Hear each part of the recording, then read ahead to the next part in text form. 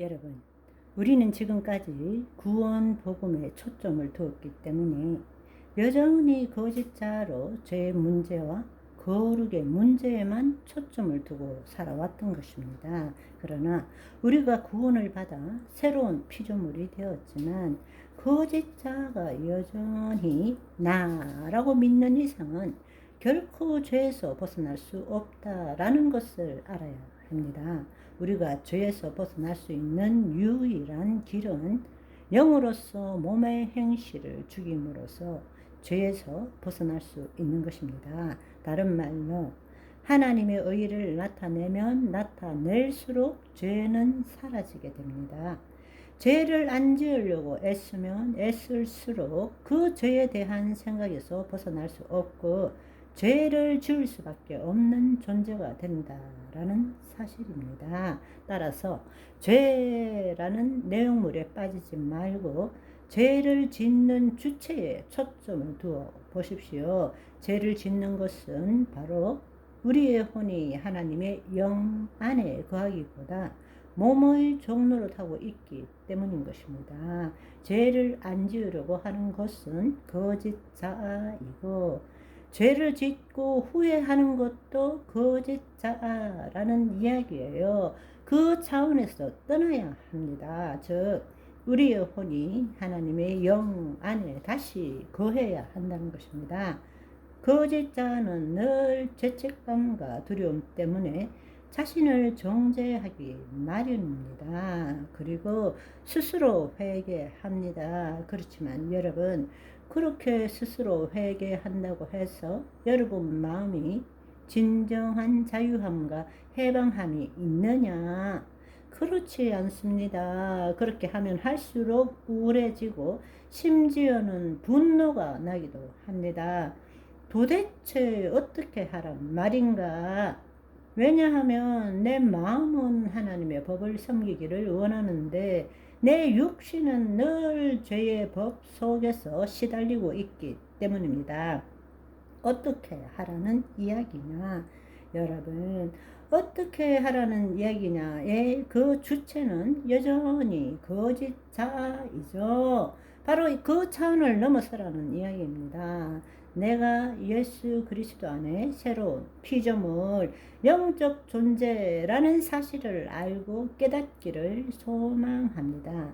그렇지만 지금 현재의 기독교 안에서는 극단적인 죄사함의 은혜가 판을 치고 있습니다. 첫 번째로는 값싼 은혜입니다. 모든 생각과 행위의 주체가 거짓자가 되어서 예수님께서 우리의 모든 죄를 사해 주셨기 때문에 죄를 짓고도 예수님의 이름으로 회개하면 다 용서해 주신다. 따라서 더 이상 죄에 묶일 필요가 없다. 그것이 소위 말하는 구원파입니다.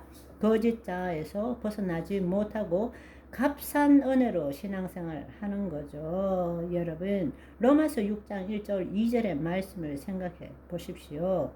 그런즉 우리가 무슨 말 하리요? 은혜를 더하게 하려고 죄에 거하겠느냐? 그럴 수 없느니라. 죄에 대해서 죽은 우리가 어찌 그 가운데 더 살리요?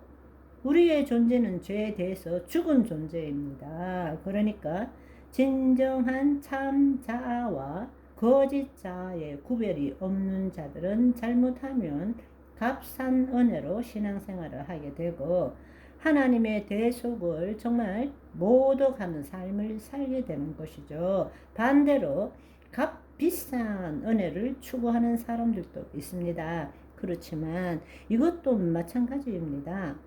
모든 생각과 행위의 주체가 여전히 거짓자로서 율법에 기초해서 심판받지 않기 위해서는 철저하게 죄짓지 않고 거룩한 삶을 살아야 되고 죄를 지었으면 반드시 회개해야 되고 그것도 공개적으로 회개해야 되고 주기적으로 회개해야 된다고 믿고 있는 것입니다. 그렇지 않으면 지옥 간다라고 그렇게 생각하고 있는 것입니다.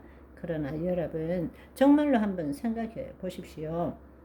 인간이 몸을 가진 이상 얼마나 죄를 짓지 않아야 얼마나 거룩해야만이 온전하다고 하나님께서 판단할 수 있겠습니까?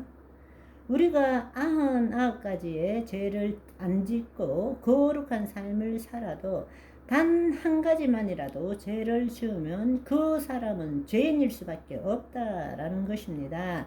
이 땅에서 보면 거룩하게 보일지 모르지만 하늘에서 보면 다 똑같은 인간일 수밖에 없다라는 것입니다.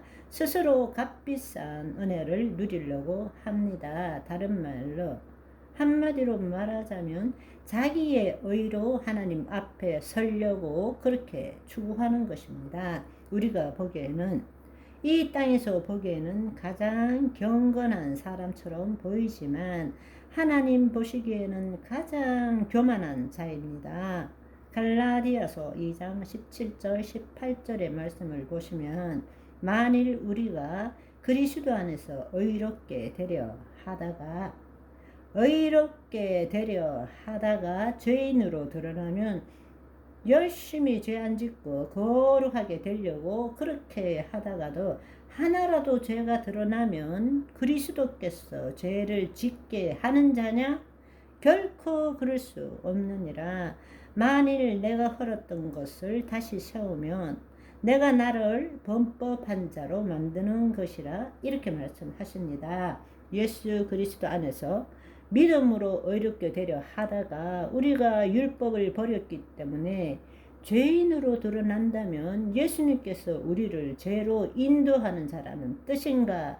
라는 이 말입니다. 그럴 수 없습니다. 우리가 복음을 듣고 스스로 헐어버린 구약의 낡은 시스템, 죄 짓지 않고 거룩한 삶을 살아야만이 축복받고 하나님이 기뻐하신다.